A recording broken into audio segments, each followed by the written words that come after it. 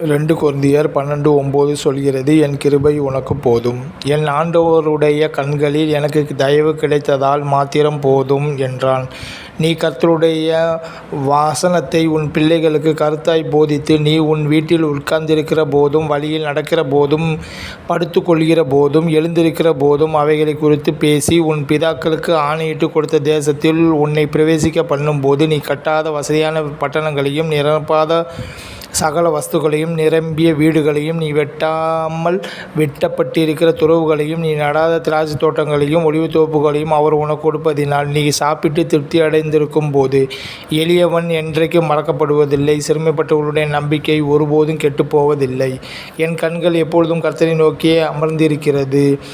அவரே என் கால்களை வலைக்கு நீங்கலாக்கி விடுகிறார்.